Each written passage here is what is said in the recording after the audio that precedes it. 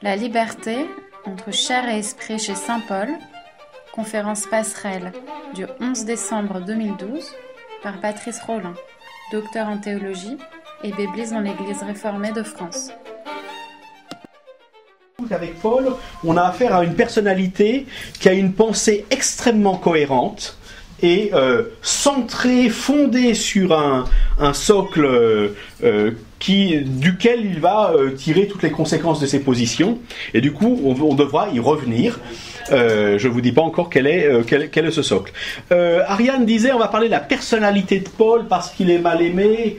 Je ne sais pas si le but c'est de faire aimer Paul parce qu'il devait être quelqu'un d'assez impossible. Dire comme beaucoup de fortes personnalités qui ont les idées claires et arrêtées. En même temps, c'est aussi un peu vrai parce que Paul est tout sauf un penseur abstrait. Il parle en fonction des problèmes existentiels qu'il rencontre et c'est pour ça qu'il devient intéressant pour nous. Parce que si, comme je le pense, l'humain existe, à savoir qu'il y a une certaine continuité de Néandertal à nous, on va dire, peut-être même un petit peu avant, les problèmes existentiels rencontrés par Paul, la façon dont il a tenté de les résoudre, peuvent nous intéresser. D'autant plus que, même si nous, ça ne nous intéresse pas, s'il n'avait pas eu les réponses qu'il a eues à son époque, eh bien, le christianisme n'existerait pas. Alors peut-être certains diront que c'est pas une grosse perte.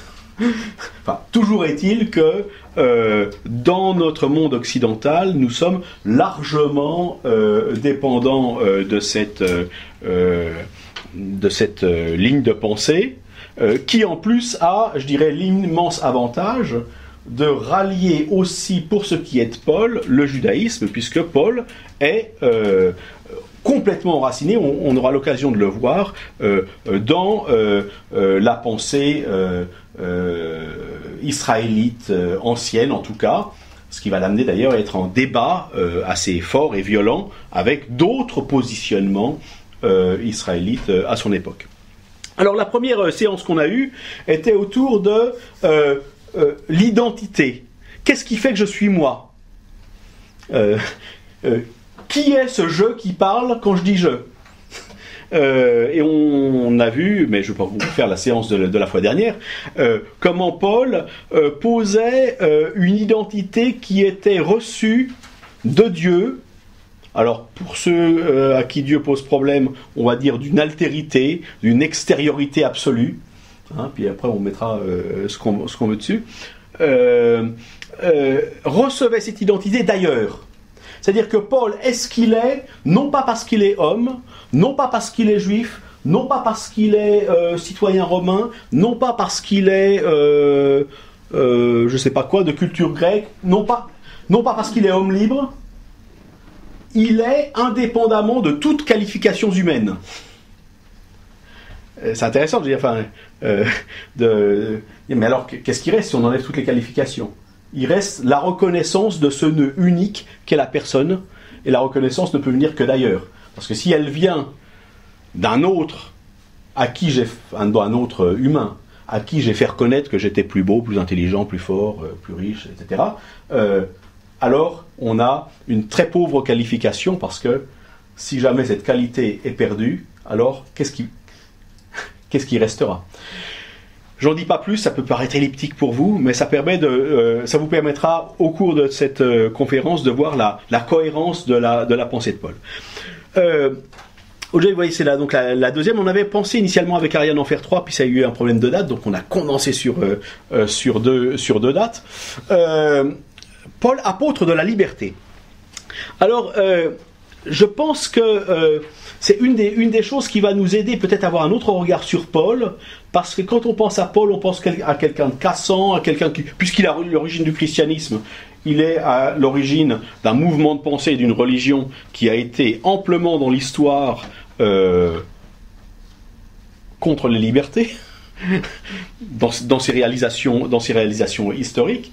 Et je vais essayer de vous montrer à quel point Paul est vraiment à la racine d'une conception tout à fait novatrice de la liberté. Alors, Paul, bien sûr, lui s'enracine dans la religion israélite ancienne dont il est un des membres, même un des membres éminents, puisqu'il fait partie du parti des pharisiens qui sont zélés pour la loi et qui même à ce titre va entreprendre de persécuter ceux de la nouvelle voie, de ceux qui suivent cet autre messie juif, enfin ce messie juif, en tout cas reconnu comme messie par certains, qui est Jésus. Alors, donc la liberté, il la sort pas de son chapeau comme un lapin là. Il est enraciné dans une tradition et il est vrai que si on va regarder dans la Bible hébraïque, on se rend compte que là je vous ai mis la première des 10 paroles. C'est intéressant de nouveau, hein, dans la tradition juive, ce qu'on nous appelons, quand je dis nous, les chrétiens appellent les 10 commandements, qui est en fait les 10 paroles, le décalogue. La première des paroles dans la tradition juive, c'est pas tu ne feras pas ça, c'est moi qui t'ai libéré. C'est le tu ne feras pas ça et la deuxième des paroles. Vous voyez ce que je veux dire?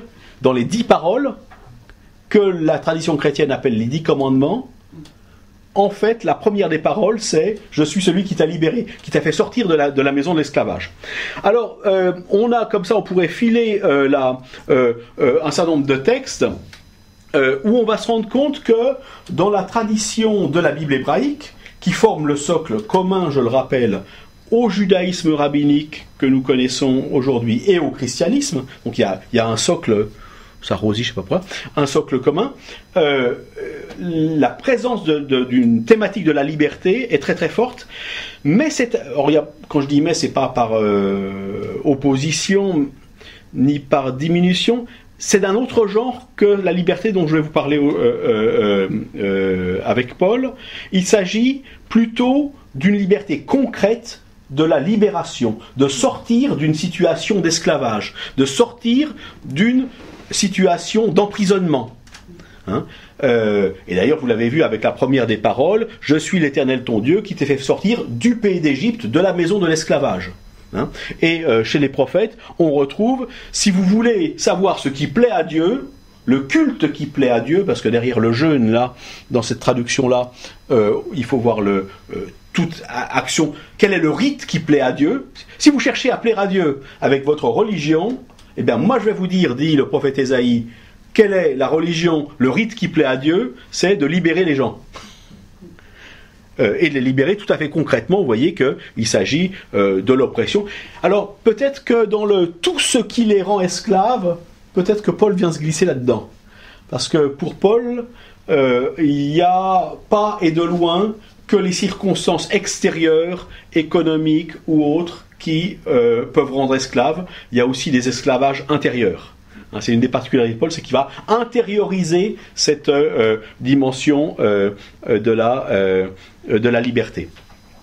On a de nouveau chez le même prophète Ésaïe cette annonce du jour du Seigneur, c'est-à-dire du jour eschatologique où les choses vont enfin s'arranger, où Dieu va intervenir de façon forte pour rétablir la situation de tous, et c'est de nouveau, entre autres, exprimé par une annonce de liberté. Il va s'agir d'annoncer aux déportés la libération, c'est-à-dire le retour dans leur pays. Hein, on voit bien que l'exil à Babylone est quelque part, mais aussi ceux qui sont dans une prison, vous allez pouvoir être effectivement libérés. Donc l'apôtre Paul vraiment s'enracine dans toute cette ce substrat de la religion israélite ancienne, de la Bible hébraïque, qui a comme valeur importante d'être libre. Mais alors d'être libre, j'entends d'être libre comme peuple, d'être libre comme collectivité. Pour ceux qui connaissent un peu les évangiles, vous savez que dans l'évangile de Luc, la prédication de Jésus à Nazareth, on lui amène le rouleau, et il ouvre le rouleau là où c'est écrit ça, et comme dans la tradition juive, celui qui lit le rouleau, qui lit le texte du jour, peut faire un commentaire dessus, Et vous vous souvenez de la prédication courte qu'a Jésus là-dessus? Sur ce texte-là qu'il vient de lire, il dit « Aujourd'hui, ce jour est arrivé. » It's now. C'est maintenant. C'est-à-dire ce qu'on lit dans le prophète Ésaïe, c'est pas pour plus tard, c'est maintenant. Là, il y a alors du coup, après, il faut vite que le prédicateur s'en aille parce que on veut mettre la main dessus. Et puis, de façon plus ou moins miraculeuse, il échappe à ceux qui veulent mettre la main sur le prédicateur. Alors, ça c'est pour l'enracinement de Paul dans son substrat naturel qu'est la Bible hébraïque. Mais dans le Nouveau Testament, on va trouver évidemment l'influence de la culture grecque, et la liberté, ça se dit eleutéria en grec, et vous savez que Paul est à cheval finalement entre deux identités, mais comme d'ailleurs la plupart des juifs de son époque, hein, on disait en discutant avant la conférence, dans le bassin méditerranéen de l'Empire romain, il y avait 60 millions d'habitants. On estime à 10% la proportion de gens affiliés à la religion juive, ce qui veut dire 6 millions. Sachant qu'il n'y a que quelques centaines de milliers qui habitent en Palestine. Ce qui veut dire que la plupart des juifs de l'Antiquité vivaient en diaspora, vivaient en baignant dans la culture hellénistique. Hein, à tel point d'ailleurs que ça a nécessité la traduction en grec de la Bible hébraïque, parce que pour un certain nombre d'Israélites, l'hébreu était vraiment devenu de l'hébreu. C'est-à-dire qu'ils n'avaient plus accès. Hein. Donc Paul n'est pas une exception. Il fait partie de la majorité. D'ailleurs, on peut peut-être expliquer le rapide succès du christianisme. Au départ, il va de synagogue en synagogue. Et si finalement le christianisme commence par des conversions internes au judaïsme. Alors après, comme Paul a un positionnement universaliste, on va intégrer des païens, ça va commencer à créer des bisbilles, etc. Mais non pas entre les juifs et les païens, mais entre les judéo-chrétiens et les pagano-chrétiens des premières communautés chrétiennes.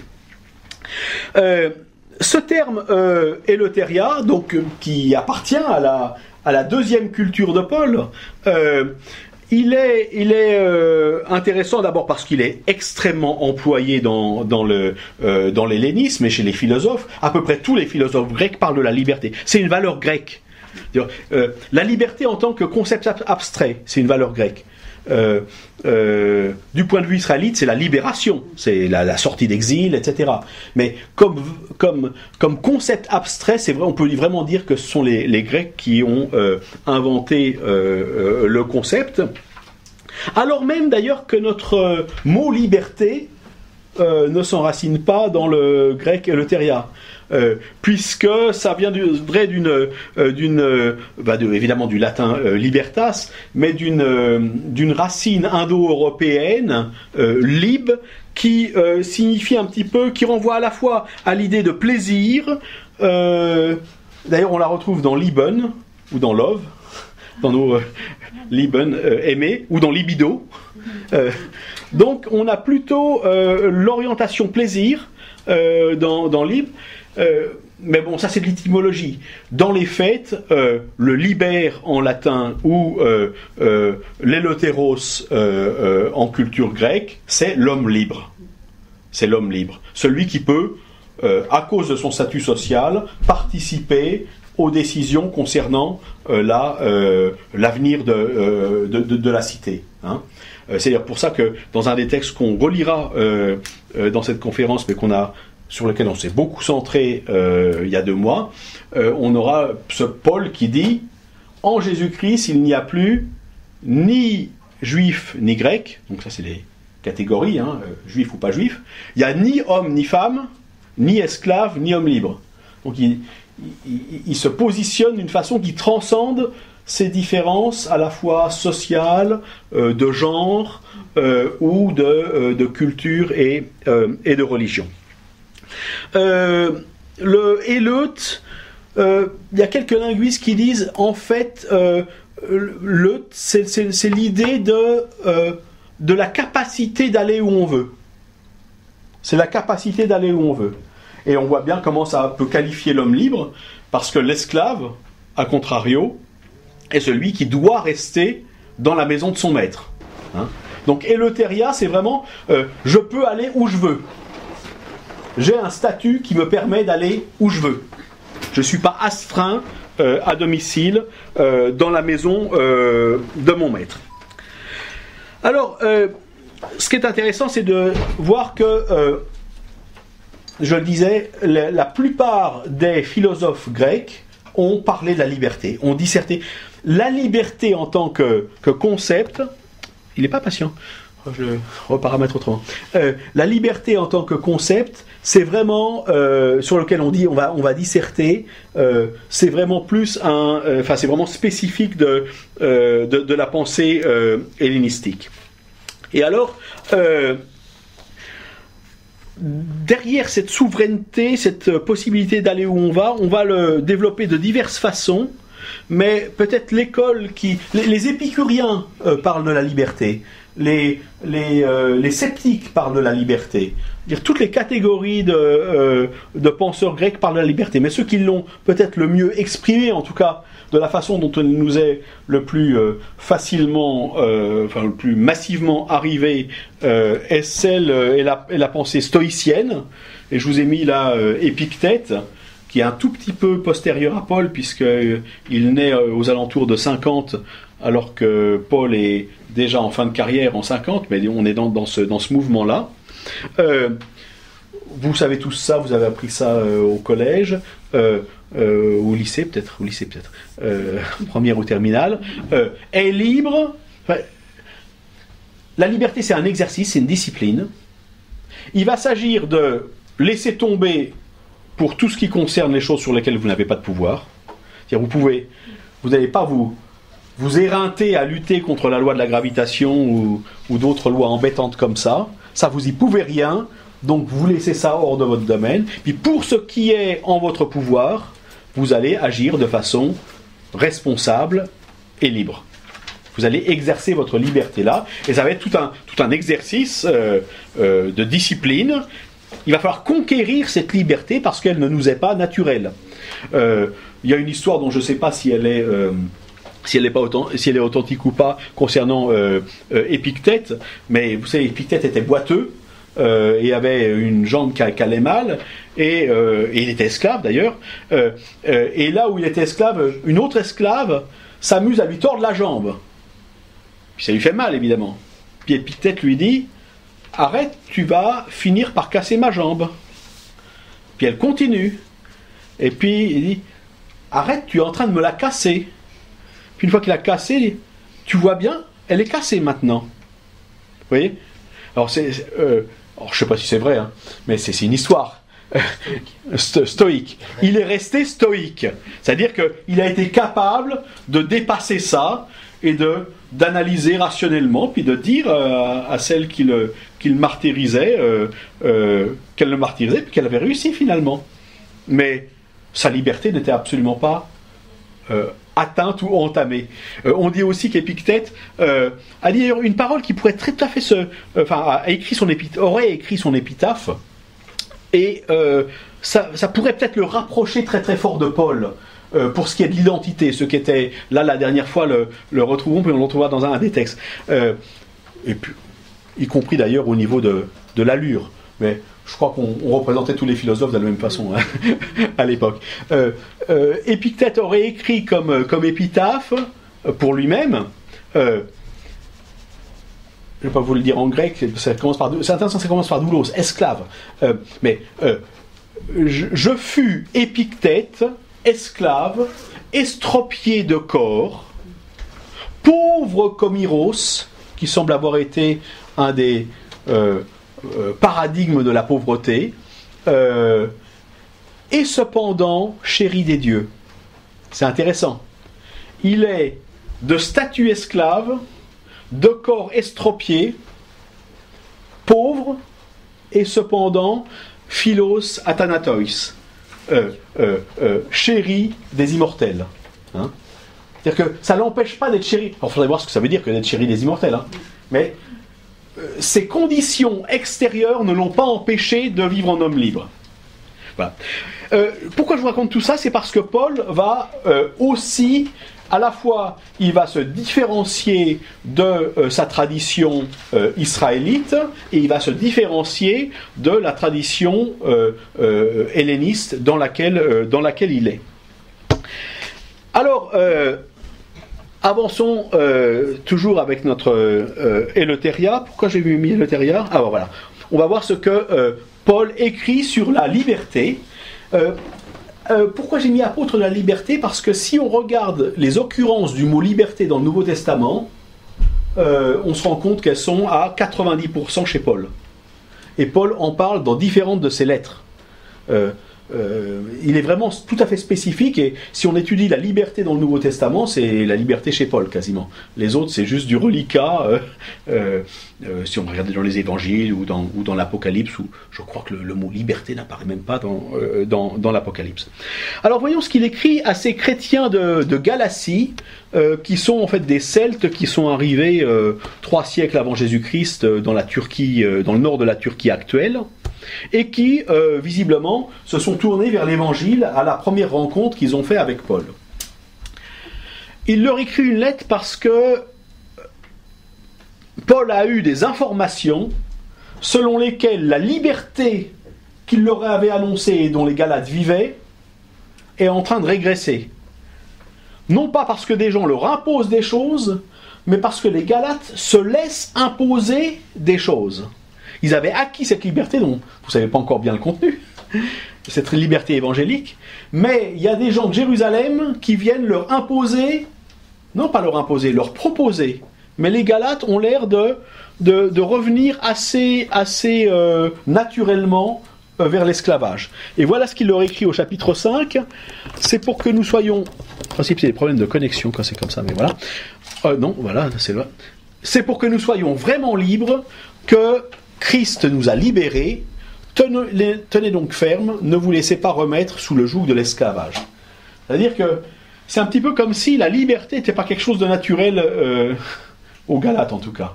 Ils étaient libérés, et il faut leur faire une piqûre de rappel un peu intensive. Et vous voyez qu'au niveau du langage, Paul va reprendre les métaphores de la Bible hébraïque. Il s'agit d'esclavage, mais on voit bien que là, ce n'est pas de l'esclavage d'être l'esclave d'un maître humain. La question, c'est de savoir de quel maître s'agit-il. Une de mes collègues dit c'est la liberté au carré. Et ça fait un peu pléonasme, hein. Vous avez été libéré pour la liberté. Ben oui, on n'est pas libéré pour l'esclavage. C'est-à-dire qu'il indique une autre dimension de cette liberté. Excusez-moi, je suis... Ouais. Alors, allez, la question c'est, de quoi est-il question? C'est quoi cette liberté?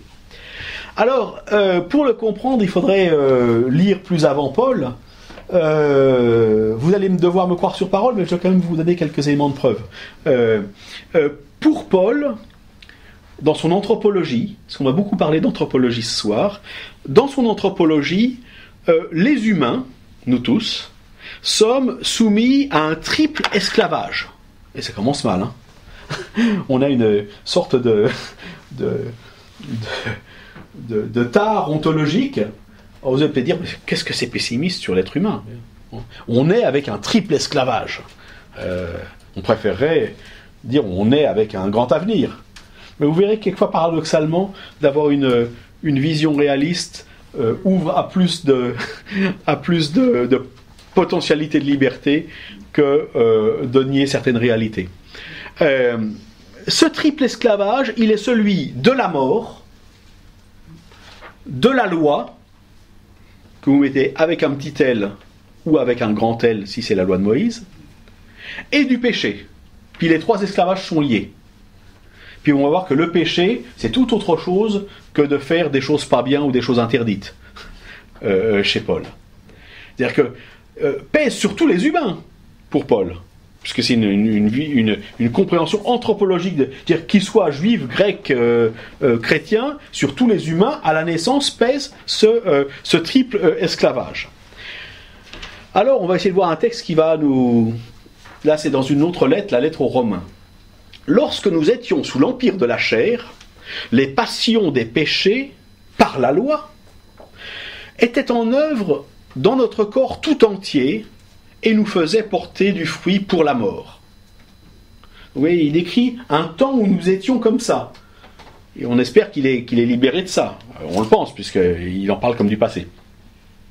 Mais maintenant, nous sommes dégagés de la loi, car nous sommes morts à tout ce qui nous tenait captifs, de sorte que, si nous sommes esclaves, il ne va pas nier que nous sommes esclaves, ce n'est plus sous l'ancien régime de la lettre, où on suit de façon fondamentaliste les préceptes, mais sous le régime nouveau de l'esprit.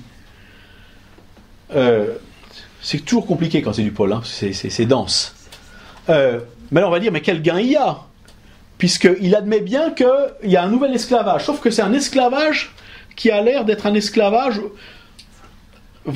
d'une part volontaire, et puis un esclavage libérateur.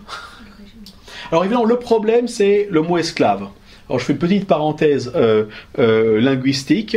Le mot doulos, en grec, il veut dire à la fois esclave et serviteur.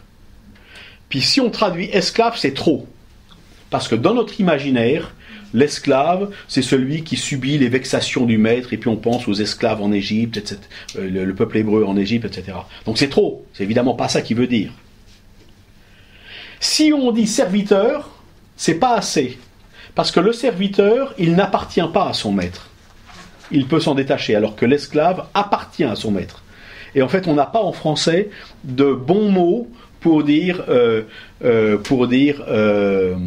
en fait, dans l'idée de Paul, j'ai l'impression qu'on passe d'un esclavage à un service. Vous voyez, si on veut faire le passage entre le fait que ce soit volontaire dans un cas et que dans l'autre cas ce soit subi, imposé de l'extérieur. Alors, on va essayer de comprendre Paul. Dans le refus de la finitude, en principe, nous naissons tous mortels, hein. Enfin, sauf s'il y a des immortels parmi nous, qu'ils se lèvent, qu'ils se désignent, je leur laisserai la place, ils nous expliqueront. C'est purement un principe, ça. Pardon ? Purement un principe.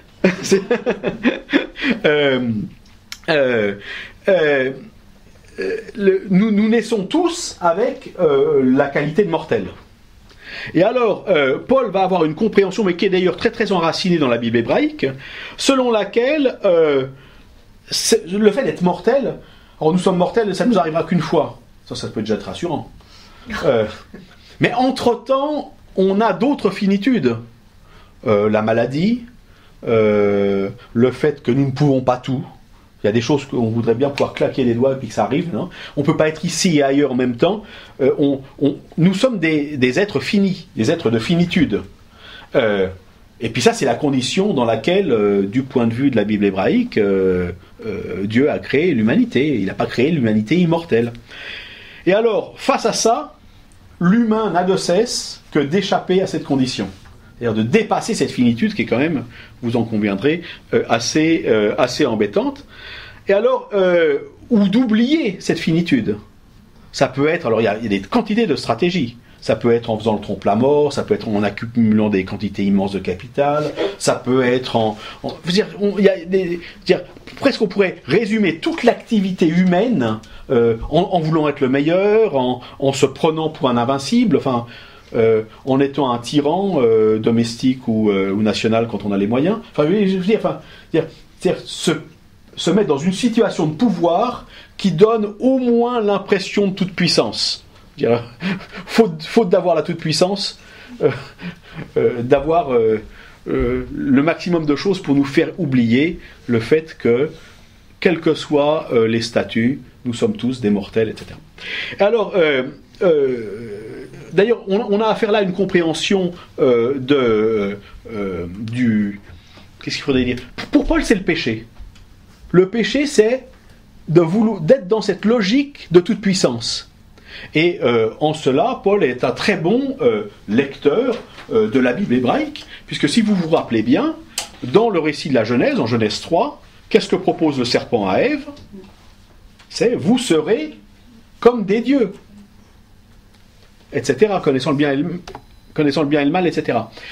Si vous regardez la tour de Babel qu'on a travaillé ensemble il y a un an ou un peu plus, c'est les humains se réunissent en disant construisons une tour qui touche le ciel afin que de préserver notre nom et que nous ne soyons pas dispersés à la surface de la terre. Donc il y a cette idée, si on touche le ciel, si on est comme Dieu, si on atteint la toute-puissance, on va pouvoir devenir comme les dieux, des immortels. Alors pour Paul, c'est ça le péché. Une petite notation linguistique. En hébreu, un des mots, mais le mot majoritaire pour dire le péché, c'est ratat. Ratat. Et alors ça tombe bien parce qu'il y a un moyen mnémotechnique pour se souvenir ce que ça veut dire en français, c'est que ça veut dire rater. Ça veut dire louper la cible. À l'origine, c'est même un terme d'archerie.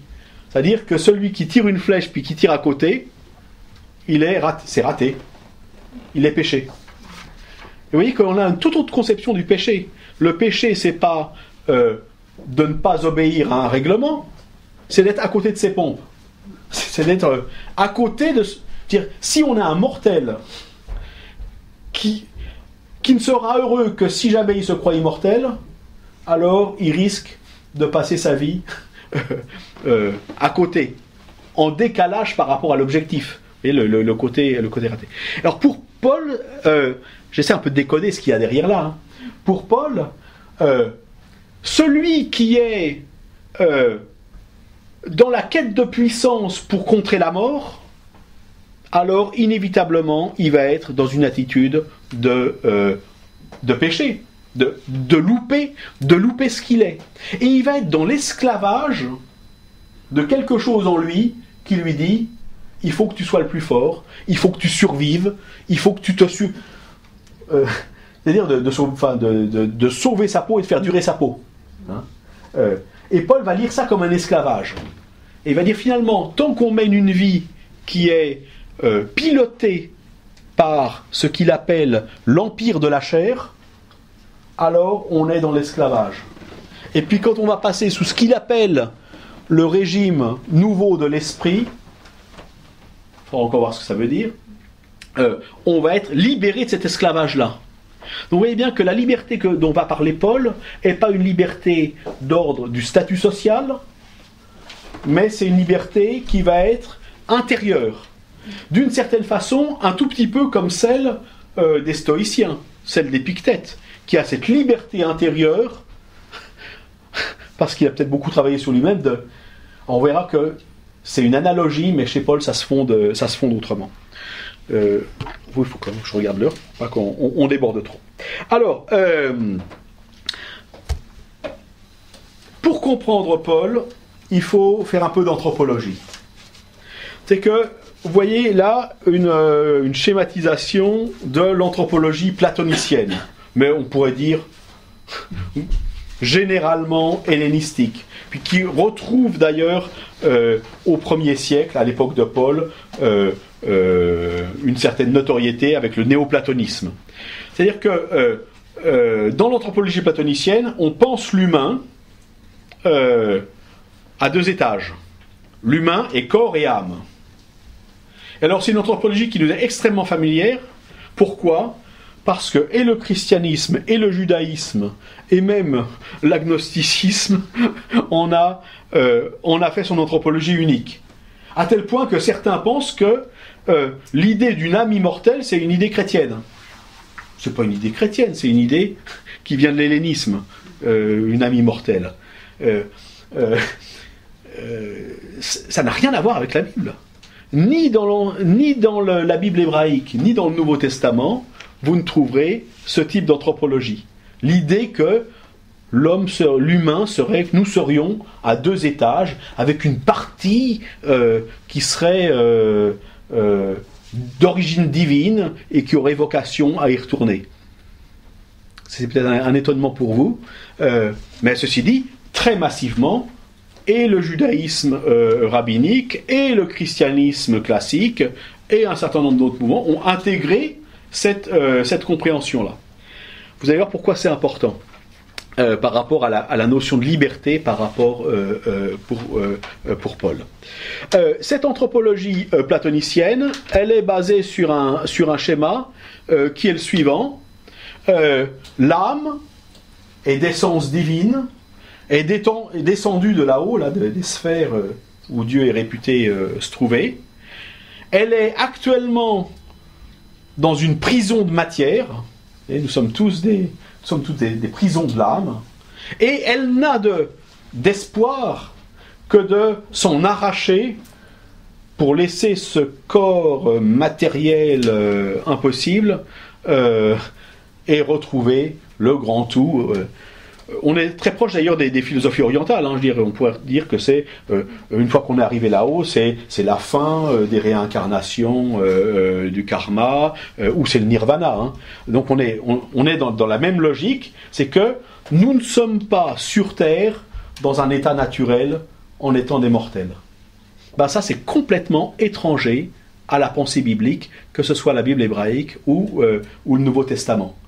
La preuve, c'est que quand on regarde dans la Bible hébraïque le récit de la création en Genèse 1, c'est Dieu qui fait la matière, les humains, matériels, et puis il dit que c'est bon 7 fois, puis la 7e fois il dit c'est très bon.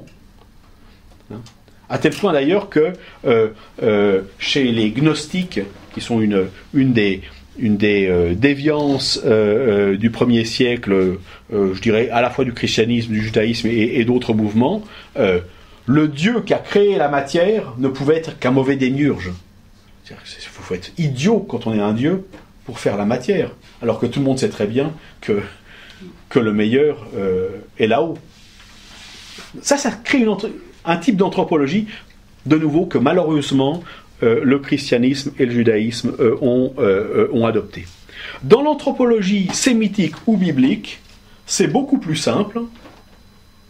Nous sommes des êtres vivants unifiés. On n'a pas 2 étages, on est unifiés.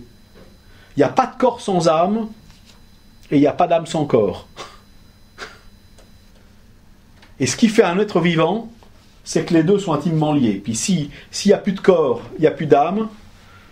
Puis s'il n'y a plus d'âme, alors il y a peut-être encore un corps, mais il y a peut-être un animal ou chose comme ça. Avec le problème qu'animal, ça veut dire celui qui est animé, et c'est animus, la même racine. Pardon ? S'il n'y a plus d'âme, il n'y a plus d'être vivant, simplement. Ouais, on pourrait dire, parce que c'est le souffle de vie, c'est ce qui fait vivre. Alors, vous voyez que l'anthropologie biblique, elle est complètement différente. L'anthropologie platonicienne, on avait une descente qui aspire à la remontée. Puis vous voyez bien que la position de l'être dans la chair, l'être dans le corps, est une position transitoire dont il va falloir se libérer le plus rapidement possible. Dans l'anthropologie sémitique, tu es poussière et tu retourneras à la poussière. Puis entre-temps, tu es un être vivant. Et c'est là que tout se joue. Et Dieu dit, dans le récit de la Genèse, cela était bon. Hein. Alors peu importe qu'on soit croyant ou pas, j'entends, on travaille sur ce que représente le mythe. Hein. C'est validé comme bon, et 7 fois, et même comme très bon. Du coup, vous voyez qu'on a une autre dimension. C'est là que tout se joue. Alors je vous ai mis évidemment un des Christ de Rembrandt, parce qu'il y a un jeu avec la question de l'incarnation. C'est là que tout se joue. Vous voyez que si on compare, je voulais juste, c'est pas, je les avais mis l'une à côté de l'autre. Tant pis, je voulais faire la transition. Vous avez bien vu la différence de mouvement entre les deux anthropologies. Alors Paul va hériter de cette anthropologie-là et non pas de l'anthropologie hellénistique. Et pour lui, c'est là que tout va se jouer. Et du coup, il va complexifier un petit peu cette anthropologie sémitique, biblique. Il va dire, cet être vivant que nous sommes, il peut être piloté de 2 façons. Soit katasarka, dominé par la chair. Vous vous souvenez dans l'épître aux Romains qu'on a lu, quand nous étions sous l'empire de la chair. C'est pas l'empire des sens, hein, c'est l'empire. non, je le signale parce que malheureusement, dans notre compréhension chrétienne occidentale, quand on dit la chair ou le péché de chair, on pense tout de suite à la luxure, au plaisir. C'est ce que c'est devenu, malheureusement, dans la compréhension, dans la théologie chrétienne dominante. Et là, c'est catholiques et protestants confondus. Et je pense qu'il faudrait sans doute intégrer aussi le judaïsme, peut-être avec d'autres noms, et peut-être aussi d'autres religions. Non, pour Paul, le katasarka, c'est pas les plaisirs de la chair. C'est cet être vivant qui est un être de chair. Et ça, c'est pas mal. Il a été fait comme ça par Dieu. La question, c'est qu'est-ce qui va le piloter? Quel est le logiciel? Si le logiciel, c'est la chair, alors ça, on sait tous très bien que la chair, elle cherche à sauver sa peau. Que la chair, elle cherche à être éternelle. Que la chair, elle cherche à emmagasiner, à dominer. Même si c'est d'ailleurs en phagocytant les autres. Parce que je veux dire, pour se donner l'impression de la toute-puissance, alors qu'on a des rappels constants qu'on est mortel, il va bien falloir qu'on fasse pas porter à un certain nombre d'autres la finitude qu'on estime qu'on a en trop. Donc on va rajouter sur d'autres la finitude naturelle qu'ils ont déjà, à savoir qu'ils sont des mortels comme nous. Donc pour Paul, on peut être katasarka, selon la chair, ou bien katapnoima, selon l'esprit. C'est-à-dire que cet être humain unifié peut... La question c'est, quel est le logiciel? Est-ce que ce qui va piloter votre façon de vivre, c'est la chair, dont on sait qu'elle a sa logique, ou est-ce que c'est l'esprit?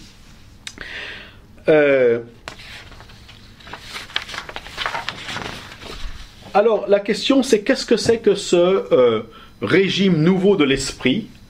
Un régime sous l'esclavage ou sous le service duquel se trouve paradoxalement la vraie liberté. Alors, je vous propose de lire un certain nombre de passages de cette lettre aux Galates de Paul. Vous les avez sur votre texte, mais je vous les projette ici. Ça vous dérange pas trop que ça rosisse? Non, c'est bon. Tant pis, il y a un problème de... Alors c'est toujours au même Galates. Ceux à qui Paul avait dit, c'est pour la liberté que vous avez été libérés. Hein, c'est une sorte de redondance là. Mes frères, vous avez été appelés à la liberté. Donc ça, on est OK. Seulement que cette liberté ne devienne pas un prétexte pour la chair. Et la chair pourrait bien se servir de cette idée de liberté. Surtout si on nous dit à tous, vous êtes parfaitement libres de faire tout ce que vous voulez, va falloir une bonne gestion de la liberté. Parce que sinon, ça pourrait devenir vite chaotique, y compris notre assemblée. J'entends. Donc, faites attention, vous êtes vraiment libres, ça c'est pas remis en question, mais que ça ne devienne pas un prétexte pour la chair. Par amour, faites-vous plutôt serviteurs les uns des autres. Là, j'aurais pu dire esclaves les uns des autres. Hein. C'est le même mot doulos. On voit bien que la question, c'est pas d'appartenir à l'autre, c'est d'être au service de l'autre. Car toute la loi est accomplie dans une seule parole, c'est celle-ci, tu aimeras ton prochain comme toi-même. Ça c'est intéressant parce que, alors que toute la tradition évangélique va dire, comme d'ailleurs la tradition juive, il y a 2 commandements, hein, tu aimeras le Seigneur ton Dieu et ton prochain comme toi-même. Paul laisse tomber le Seigneur ton Dieu, c'est ton prochain. Hein. Entre parenthèses, c'est pas une parole que Jésus a inventée, celle-ci.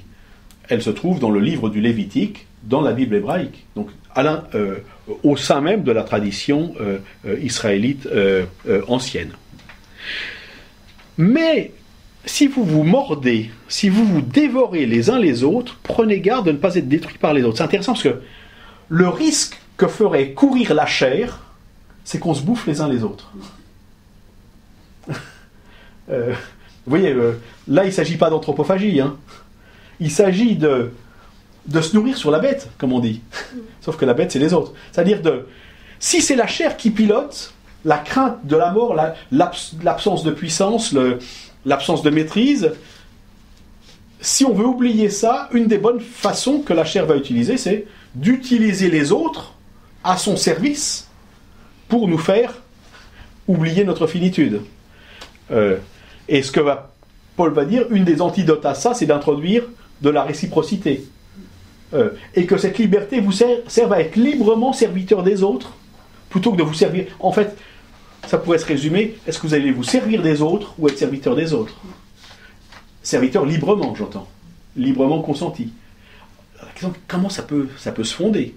Parce que c'est des belles idées, hein, c'est sympathique, mais en même temps, qu'est-ce qui peut fonder un tel comportement existentiel? Vous voyez bien que là, Paul est revenu sur de la pratique. Il n'est pas dans des questions abstraites. La nouveauté qu'il y a par rapport à Épictète et aux stoïciens, c'est que la liberté, dans la pensée grecque, elle est toujours pensée par rapport à soi-même. Il faut que moi, je m'affranchisse pour être, même si je ne peux pas être libre extérieurement, libre en moi-même. Paul va dire, non, la liberté, ça se joue vis-à-vis de l'autre. Et ça se joue de façon inverse. On y reviendra dans la discussion. Parce que nous, on a une habitude, c'est-à-dire que quand on introduit dans notre pensée moderne l'autre, avec par exemple la Déclaration des droits de l'homme et du citoyen de 89, c'est « ma liberté s'arrête ou commence celle des autres ». Et vous voyez bien que là, on a affaire à une formulation perverse. Je ne suis pas contre la Déclaration des droits de l'homme et du citoyen, rassurez-vous. Mais c'est une affirmation perverse. Parce que la liberté de l'autre est ce qui borne ma propre liberté. C'est-à-dire que ça construit la liberté de l'autre comme antagoniste de la mienne. Alors que la position que propose Paul, c'est ma liberté au service de la liberté de l'autre, on pourrait dire. Donc l'autre est bien intégré, mais non pas comme venant borner, mais comme étant le lieu... on pourrait dire chez Paul, le lieu d'exercice de ma liberté, c'est le service de l'autre. Donc c'est ni 1789, ni Épictète. Je ne sais plus si je suis... Oui, je suis toujours dans l'ordre de mes... De toute façon, j'ai mis mes médias dans l'ordre. Donc, comme Paul a une pensée suivie, je suis sa pensée. J'ai laissé tomber ce que je racontais. Alors, il continue. Je dis plutôt marcher par l'esprit, hein, le katapneuma, selon l'esprit, et vous n'accomplirez jamais ce que la chair désire. Car la chair a ses désirs contraires à l'esprit, et l'esprit en a de contraires à la chair. Ils sont opposés l'un à l'autre. On voit bien que pour Paul, il y a deux régimes, il y a deux logiciels différents. Hein, pour le même être charnel. Et vous voyez bien qu'il y a deux compréhensions du mot chair. Il y a le mot « nous sommes des êtres de chair », puis ça, on ne peut pas nous en vouloir, on a été fait comme ça. Hein, et puis il y a le fait de se laisser piloter par la chair. Ça, c'est autre chose. Et de nouveau, c'est pas la chair, c'est pas exclusivement la chair sexuelle, c'est même quand il liste ce à quoi la chair amène, il y a les ambitions personnelles, la jalousie, les querelles internes, etc., la quête de pouvoir. Il y a aussi des machins sexuels, mais j'entends, c'est pas uniquement ça. Je veux dire, ça fait partie d'un package.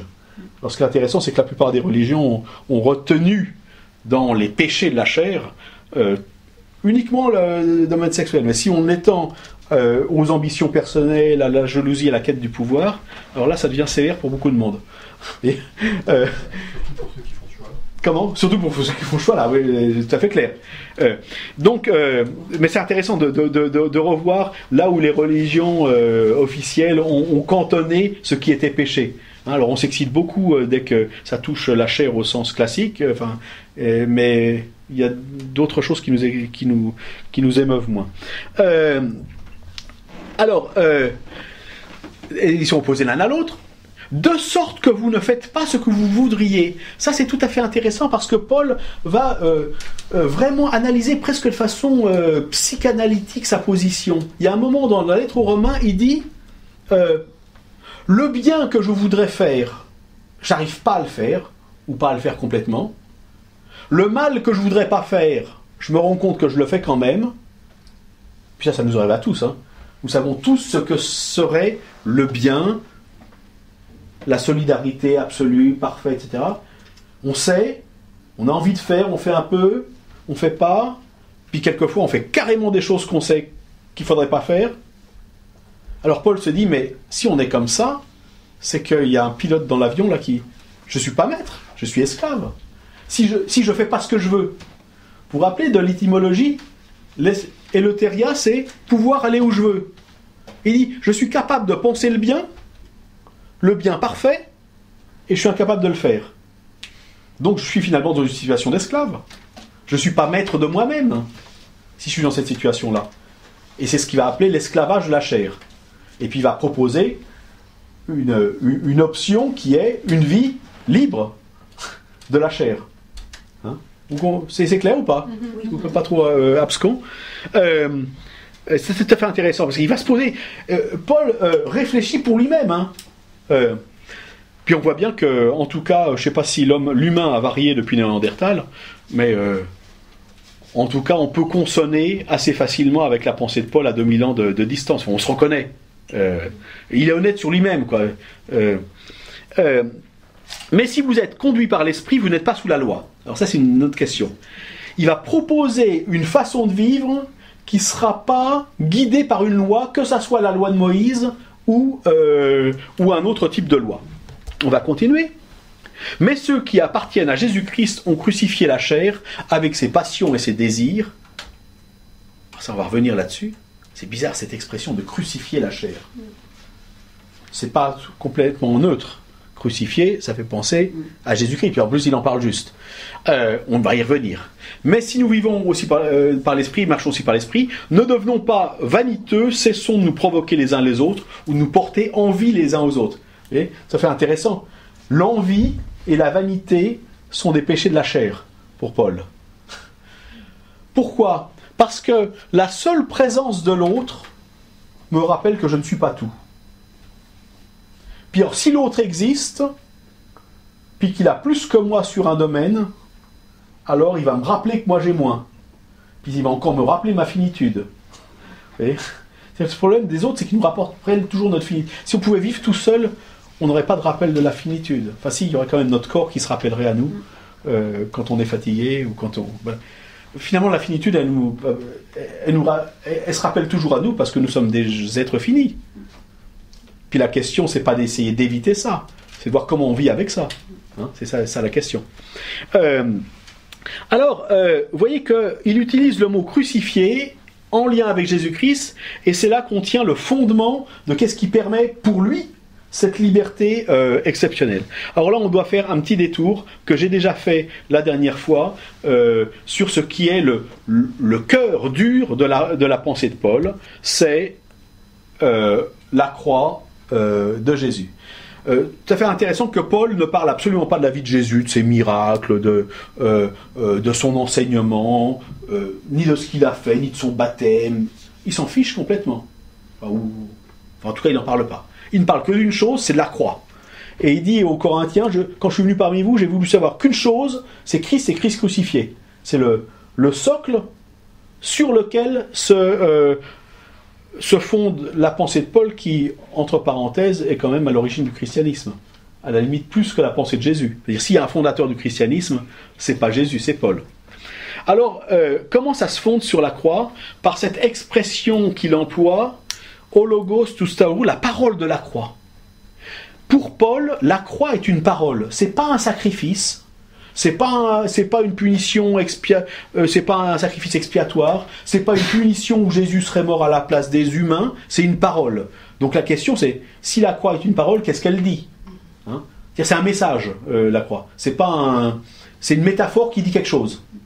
Mais c'est pas un acte qui enlèverait le péché du monde ou je sais pas quoi, ou plairait à Dieu parce que Dieu était très très en colère. Alors il était tellement en colère contre les humains qu'au lieu de les tuer tous, comme il a déjà fait avec à l'époque de Noé, il en a pris qu'un et puis il lui a cogné dessus. Non, c'est une parole. Alors qu'est-ce que ça dit ?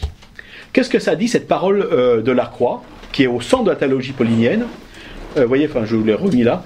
Alors Paul s'en explique à un endroit, dans la lettre aux Corinthiens. Il dit, la parole de la croix, elle apparaît comme une folie pour le monde, pour ceux qui vont à leur perte. Mais pour ceux qui sont sauvés, elle est une puissance de Dieu. Puis tout est là déjà. Il dit, dans la mort crucifiée d'un innocent, se trouve la puissance de Dieu. Et là, vous voyez, il y a un paradoxe. Parce que c'est dans la faiblesse absolue, le dépouillement total, que se trouve la puissance de Dieu. Car il est écrit, je détruirai la sagesse des sages, je détruirai l'intelligence des intelligents. Où est le scribe, où est le sage, où est le débatteur de ce monde? Là, on voit qu'il est en débat avec la philosophie grecque. Où ils sont ceux qui essaient de fonder une existence de façon philosophique et rationnelle? Moi, je vous annonce de toute façon quelque chose qui est anti-philosophique. Hein, puisque les philosophes, c'est les amis de la sagesse, et lui, il va annoncer quelque chose qui est de l'ordre de la folie. C'est de l'ordre de la folie, pourquoi? Parce qu'il dit que dans la faiblesse se révèle la puissance, et que dans la folie se révèle la sagesse. Et il a complètement une position étonnante. Oui. En effet, puisque le monde, par la sagesse, n'a pas connu Dieu dans la sagesse de Dieu, il dit, finalement, le monde, s'il avait bien réfléchi, il aurait peut-être pu trouver, au travers de la philosophie. Je veux dire, il faut bien voir que Paul, il écrit et il parle. Après, il faut dire quoi? 4-5 siècles de philosophie grecque, 6 siècles. Et puis, il n'y a rien qui le satisfait. Il a fait ses humanités, hein. Et puis, il dit, toute cette sagesse-là m'a pas suffisamment apporté. On n'a pas reconnu ce qu'il y avait vraiment au cœur de l'homme. Il a plu à Dieu pour sauver ceux qui croient. Alors, ceux qui croient, c'est mauvais. Ceux qui ont confiance, ceux qui sont dans la confiance, ceux qui ne sont pas dans l'inquiétude pour eux-mêmes, on pourrait dire. Il a plu à Dieu de prendre les humains à revers. Puis alors Paul, il est comme tout le monde à son époque. Hein. Pour lui, il y a les juifs et les grecs. Même s'il a dit en Christ, il n'y a plus ni juifs ni grecs. Alors lui, il est juif. Mais il dit, grosso modo, il schématise, les juifs demandent des signes. Quand il dit les juifs, il ne parle pas des juifs de toutes les époques, etc. Il parle de ceux qui sont caractérisés comme juifs à son époque. Alors dans le Nouveau Testament, on a très souvent les pharisiens ou d'autres scribes qui demandent à Jésus de faire des miracles, des actes de puissance. C'est ça les signes. Il y en a qui voudraient bien croire s'il y a des actes de puissance. Puis il y a une autre sorte, c'est ceux qui voudraient bien croire si on leur apporte de la connaissance et de la sagesse. Donc il y a le salut par l'omniscience, vous pourriez dire ça va devenir la gnose, ou bien le salut par des actes de puissance et toute la thaumaturgie qui existait aussi dans le monde grec. Donc les humains attendent de Dieu des actes forts et puis des actes qui permettent la toute connaissance. Et puis Paul dit, les humains sont complètement plantés. Puis comme ils sont complètement plantés en suivant ces voies-là, de la toute connaissance ou de la toute puissance, Dieu a décidé de se révéler à eux de façon paradoxale, dans la folie au lieu de la sagesse, et dans l'impuissance au lieu de la puissance. Et on va pouvoir dire, celui qui est mort là, il était fils de Dieu. Vous voyez comment fonctionne le retournement. Alors, c'est le retournement, c'est vraiment ce sur quoi va se fonder Paul, et il va dire, puisque peut être reconnu comme fils de Dieu celui qui a perdu toutes qualités humaines et qui meurt même en disant mon Dieu, pourquoi m'as-tu abandonné? Ça veut dire que Dieu reconnaît tout humain indépendamment de toutes ses qualités. Ce qu'on disait tout à l'heure et ce qu'on a dit déjà la dernière fois sur l'identité. Et c'est que il va libérer de toutes les lois qui nous imposent de se comporter comme ci ou comme ça pour être justifié à notre propre vue ou au regard des autres. Puisque de toute façon, la justification, elle arrive de façon absolue, gratuite et inconditionnelle. On passe très vite, j'avais fait un Rubik Cube un peu comme ça, pour montrer un peu comment fonctionne la pensée de Paul, pour ceux qui sont amateurs de vision un peu dans l'espace. Vous imaginez le cube là, avec 8 cubes, vous vous souvenez de ce Rubik Cube où il fallait remettre les choses en place. Mais grosso modo, à la folie des hommes, il oppose la sagesse de Dieu, à la puissance de Dieu, il oppose la faiblesse des hommes, mais inversement, à la puissance des hommes, il oppose la faiblesse de Dieu. C'est-à-dire qu'il retourne toutes les valeurs. Hein, c'est-à-dire que ça, par un message complètement paradoxal, c'est-à-dire qu'il tire le tapis sous le pied de ceux qui sont dans la logique de toute puissance, ou alors il va dans leur sens un petit peu à la façon du judo, vous savez, puisque les humains veulent devenir comme Dieu. Hein, on voit déjà avec la Genèse, être comme des dieux, ou Babel, j'ai déjà cité. Il n'y a pas de problème. Vous voulez être comme des dieux? Ben, regardez. Il y a de la place. Là, il y a moins de clients pour être comme des dieux. Hein. Si on dit, voilà, si Dieu se révèle dans la faiblesse, ça vient prendre à revers les... Vous voyez bien comment ce fondement va permettre à Paul de dire si vous vous mettez dans la logique du Christ, alors vous serez libéré de la quête de puissance. Alors vous serez libéré de la quête d'omniscience. Alors vous serez libéré du péché qui vous fait vouloir être comme des dieux, alors que c'est déjà un bon job d'être comme des humains, d'être un vrai homme. C'est-à-dire que d'être humain, c'est un projet. Hein, et c'est déjà d'être vraiment humain, c'est déjà un vrai travail. Donc, pour être comme des dieux, on verra après. Hein. Vous voyez ce que je veux dire ? Enfin, comment le message de la croix vient inverser les choses pour Paul. Alors, c'est le texte qu'on avait beaucoup, sur lequel on avait beaucoup parlé la dernière fois et que je vous ai recité, mais je n'ai pas résisté à vous le remettre là. Par la foi, par la confiance. Par la confiance que la justification et la liberté est donnée comme un don gratuit, sans qu'il n'y ait rien à faire. C'est cadeau. C'est même pas comme chez Épictète, chez les stoïciens, où il y a une discipline, une ascèse. Parce que pour faire ce que fait Épictète quand la servante lui casse la jambe, enfin, que ce soit un récit légendaire ou pas, il y a un travail sur soi. Donc, Paul il dit, ça c'est donné. Pourquoi il dit c'est donné ? C'est que si jamais il y a un travail sur soi, alors c'est plus la vraie liberté. C'est-à-dire, tu es libre à condition de faire les bons exercices qui vont te permettre de conquérir ta liberté. Alors que Paul dit non, c'est donner. Il y a juste à en vivre. Il n'y a pas à le mériter, il n'y a pas, c'est donné, il y a juste à en vivre. Voilà, donc en particulier, la première libération, ça va être libérer des identités. Non pas que les identités n'existent plus, mais qu'elles cessent d'être déterminantes pour la reconnaissance de la personne. C'est ce qu'on avait vu la dernière fois. Et puis, alors, là, c'est là où ça va être odieux à un certain nombre des corélégionnaires israélites de Paul, c'est que, il se dit, mais si c'est comme ça, alors la promesse faite au patriarche, elle n'est pas seulement à ceux qui sont de naissance israélite, elles sont à tous. Et donc, il va presque refonder le judaïsme de façon universaliste. Alors là, on va avoir l'origine de la tension avec le judaïsme rabbinique qui, à la même période, refonde le judaïsme en resserrant le côté identitaire. Et là, on a deux pistes qui s'enracinent dans la même tradition et qui prennent des voies divergentes, qui fait que on a affaire à des frères ennemis dans la même tradition et passablement à quelques malheurs dans l'histoire. Mais toujours est-il que Paul va dire finalement, vous devenez des héritiers.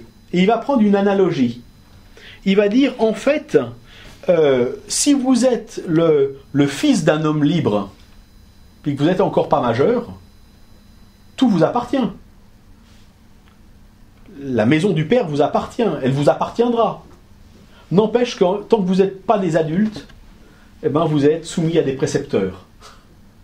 Vous n'êtes pas libre. Et le projet qu'a Paul, c'est d'avoir des croyants adultes, pas des croyants qui dépendent d'un précepteur qui leur dit ce qu'il faut penser. Il dit, vous êtes potentiellement ça, mais si vous êtes comme des tout-petits, alors vous êtes encore soumis aux éléments du monde. Alors c'est intéressant parce que les éléments du monde, on a beaucoup glosé pour savoir ce que c'était. Pour Paul, les éléments du monde, ça peut être des tas de choses. Ça peut être la loi de Moïse qui vous dit, si vous obéissez pas à ça, vous n'êtes pas aimé de Dieu. Mais ça peut être les valeurs du monde. Les valeurs du monde qui vous disent qu'il faut réussir dans la vie et avoir une réussite professionnelle pour être quelqu'un. Ça peut être la possession, ça peut être la beauté, ça peut être la jeunesse, ça peut être le corps, ça peut être je veux dire, tout ce qui dans le monde nous prescrit, tu dois être comme ça. Si tu veux être quelqu'un, il faut que tu sois comme ça. Alors, suivant les milieux, suivant les personnes, ou même on se prescrit à nous-mêmes. Pour être quelqu'un, il faut que j'arrive à ça. ça fait partie des lois du monde. Pour Paul, les éléments du monde, c'est aussi les dieux païens, les forces du monde. On pourrait dire c'est l'économie, c'est tout ce qui est prescripteur dans le monde. Hein, et dit, quand nous étions tout petits, nous étions esclaves de ces éléments-là. Puis on voit bien que ce qu'il vise, c'est à être adulte par rapport à ces éléments-là. Ce qui ne veut pas dire que ces éléments n'existent plus dans le monde rêvé de Paul. Mais ce qui veut dire qu'on n'est plus à leur service. On peut s'en servir, mais on n'est plus à leur service. Et alors il va filer sa métaphore en disant comment ça s'est passé pour nous faire sortir de là. Et puis là, il va reprendre la mythologie chrétienne de l'incarnation, à savoir que quand Dieu l'a décidé, il a envoyé son Fils, qui a commencé comme nous, sous la loi, pour racheter ce qui était sous la loi. Alors, le terme de rachat, c'est exagorao, hein, je crois. Tu me corriges, Ariane, non? Oui. Exagorao, qui veut dire racheter, excuse-moi. Je crois que ça vient de l'idée d'acheter au marché et d'acheter au marché des esclaves. C'est-à-dire que exagorao, c'est celui qui va aller acheter ou racheter quelqu'un.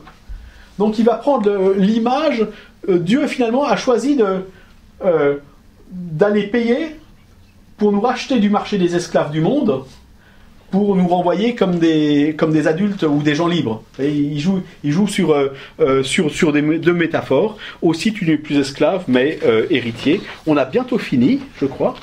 On va peut-être continuer encore un peu. Après, il explique. Vous étiez, vous ne connaissiez pas Dieu, vous étiez esclave de Dieu qui par nature n'en sont pas. Et pour Dieu, là, il est bien dans sa tradition israélite. Dieu est celui qui libère de la maison d'esclavage. Sauf que c'est plus l'esclavage de Pharaon, c'est l'esclavage de la chair, du logiciel qui esclavagise l'humain. Alors malheureusement, on voit bien que la situation des Galates, c'est que la nature humaine, elle a toujours besoin de se trouver des addictions. Puis là, visiblement, les Galates sont en train de revenir vers en tout cas deux addictions. Il y a une addiction qu'on leur repropose venue de Jérusalem, c'est la circoncision. Et puis il y a une autre, c'est visiblement le suivi scrupuleux. Alors on ne sait pas bien, est-ce que c'est des dates, est-ce que c'est des calendriers, est-ce que c'est des horoscopes, est-ce que c'est des fêtes. On ne sait pas bien quel est l'arrière-fond de cette parole. Mais en gros, peu importe, pour Paul, anthropologiquement, les Galates qui avaient fait l'expérience de cette libération en disant « Nous sommes reconnus inconditionnellement par Dieu parce que c'est comme ça, et nous sommes libres », sont en train de retomber dans des pratiques qui manifestent qu'il y a peut-être besoin d'une piqûre de rappel. Et c'est pour ça qu'il écrit la lettre aux Galates. Et vous voyez qu'il est bien inquiet, parce que je crains de m'être donné beaucoup de peine en vain pour vous. On pourrait se poser la question, qu'est-ce qui fait que, alors même que la liberté est pour tous et pour tout être humain une valeur, j'imagine, personne qui va promouvoir l'esclavage, j'ai pas l'impression, il y aurait relativement peu de succès. En même temps, quand on regarde nos attitudes et les attitudes humaines en général, on a une propension à retomber en dépendance ou en addiction. Et quand je parle de dépendance et d'addiction, ça ne concerne pas uniquement des substances. Hein, ça peut être des comportements ou des attitudes. C'est le mot de la fin. C'est le mot de la fin qui résume un peu tout, qui est de nouveau de Paul. Pour Paul, vraiment, s'il y a une identité de Dieu, une identité alors, de Dieu et de l'Esprit, là, il n'est pas dans un trip trinitaire, hein, ça viendra après, la doctrine de la Trinité et tout ça. C'est d'ailleurs quasiment absent du Nouveau Testament. Mais s'il y a une présence de l'Esprit du Seigneur quelque part, alors ça doit être une présence libérante. il y a une sorte de... Pour lui, et quand il dit le Seigneur, Paul est évidemment fondateur du christianisme, mais il ne cesse pas d'être juif, et d'être enraciné. Quand il dit Seigneur, c'est Yahvé, c'est Adonai. Elle n'a de sens que dans la... Alors, c'est Yahvé Adonai qui se révèle en Jésus-Christ, on pourrait dire, mais elle n'a de sens que dans la liberté. Parce qu'elle fonde la liberté. Elle fonde la liberté parce que elle donne une reconnaissance et une justification à chacun, indépendamment de toute qualité, indépendamment de tout effort. Je veux dire que c'est pas à bon compte quand je dis indépendamment de tout effort. C'est-à-dire que c'est pas une liberté qui est gagnée au prix d'exercice, de discipline, d'ascèse, etc. et de maîtrise. C'est une discipline qui est donnée. Et qui peut être donnée parce qu'il y a une parole qui nous dit que c'est possible, c'est la parole de la croix. C'est-à-dire la liberté du dessaisissement de soi. Et du coup, chez Paul, la thématique de la liberté, c'est presque être libre de soi. C'est-à-dire que s'il y a une libération à viser, c'est d'abord la libération du souci de soi. Voilà, je m'arrête là pour... Mais on pourrait... Mais je trouve que c'est tout à fait intéressant parce que libérer du souci de soi, ça va être une liberté qui va intégrer l'autre, mais dans le service possible, dans le service volontaire possible de l'autre.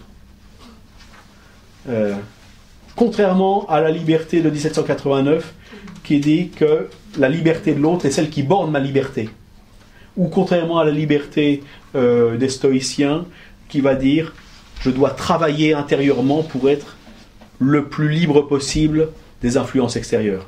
On a là des réflexions tout à fait intéressantes sur la liberté, vous aurez compris vers laquelle je m'incline. Mais...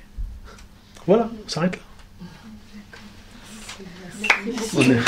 En espérant pas avoir été trop long.